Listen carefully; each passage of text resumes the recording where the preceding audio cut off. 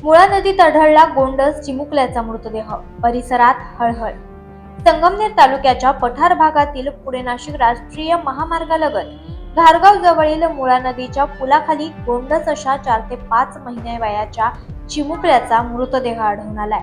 मुळा नदीकडे गेलेल्या काही नागरिकांच्या निदर्शनास हा मृतदेह येताच त्यांनी तातडीनं घारगाव पोलीस ठाण्याला ही माहिती दिली।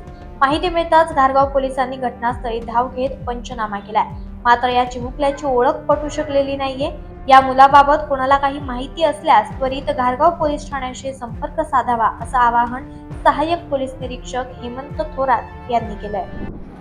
आज दिनांक 4/12/2025 रोजी सकाळी 9च्या दरम्यान पोलीस ठाणे घारगाव हद्दीतील मुळा नदीच्या वरती जो ब्रिज आहे त्या ब्रिजच्या बरोबर खाली एक 4 ते 5 महिन्याच्या पुरुष जातीच्या मुलाचा मृतदेह आढळून आलेला आहे।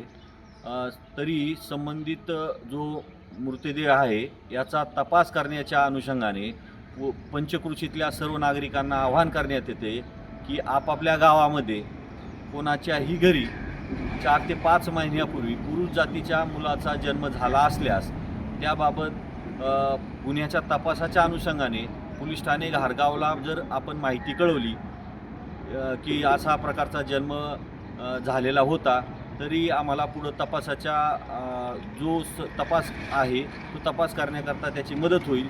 तरी सर्व नागरिकांना घारगावतर्फे आवाहन करण्यात येतं की त्यांनी पोलीस ठाणे घारगावला संबंधित माहिती द्यावी। लोकनायक न्यूज